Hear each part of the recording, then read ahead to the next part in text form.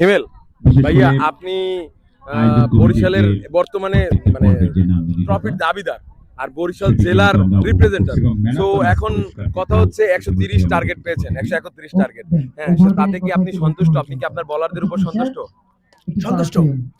নিঃসন্দেহে নিঃসন্দেহে পটুয়াখালী স্ট্রাইকার্স একটা ভালো দল, কারণ পটুয়াখালী স্ট্রাইকার্স তারা প্রত্যেকটা ধাপ পরিপূর্ণ করেই ফাইনাল এসেছে, তাদেরকে দুর্বল ভাবা যাবে না। এবং আমরাও প্রত্যেকটা পদক্ষেপে পার করে করে এখানে এসেছি। গ্রুপ চ্যাম্পিয়ন হয়ে আমরা সেমিফাইনাল এসেছি, সেমিফাইনাল থেকে আজকে ফাইনাল। সেম ভাবে পটুয়াখালীকেও আমরা দুর্বল মনে করব না। পটুয়াখালী গ্রুপ চ্যাম্পিয়ন হয়ে এসেছে। হ্যাঁ, তারাও গ্রুপ চ্যাম্পিয়ন হয়ে এসেছে পটুয়াখালী। তবে যে হৃদয়, আপনাদের হৃদয় ব্যাটসম্যান সেঞ্চুরি করলো, বিসিসিএল এর একমাত্র সেঞ্চুরি, তাতে কি আপনি তার উপরে কি ভরসা রাখতে পারেন এখন?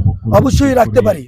সে আমার বেস্ট প্লেয়ার এবং সে আমার মানে আমার ভরসার স্থান।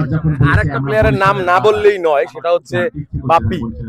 যেমন বোলিং, ও আমার অলরাউন্ডার। আমার এখানে থাকে বাপ্পি, সে ম্যান অফ দ্য টুর্নামেন্টের প্রথম দাবিদার।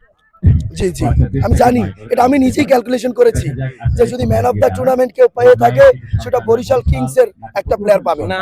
তারপরও কথা আছে যে পটুয়াখালীর নয়ন কীর্তি, সেও কিন্তু কম যায় না, তারও যেমন উইকেট তেমন রান, কিন্তু বাপ্পির হয়তো একটু বেশি। এখন যদি আপনি বাপ্পিকে কি বলতে চান?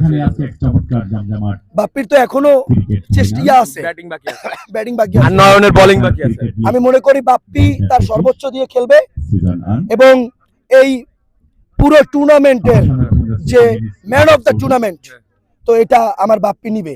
তো এর জন্য আমি বাপ্পিকে আহ্বান জানাবো। বাপ্পির এখনো ব্যাটিং এর একটা অপশন আছে, তো আমার বাপ্পি যেন এখন ব্যাটিং এ ভালো একটা পারফরমেন্স করে, তাহলে সে নিশ্চিত হতে পারবে যে এই যে পুরো বিসিসিএল এর ম্যান অফ দ্য টুর্নামেন্ট আমার বাপ্পির। ধন্যবাদ হিমেল ভাই, অসংখ্য অসংখ্য ধন্যবাদ এবং বেস্ট অফ লাক ফাইনালের জন্য। ধন্যবাদ।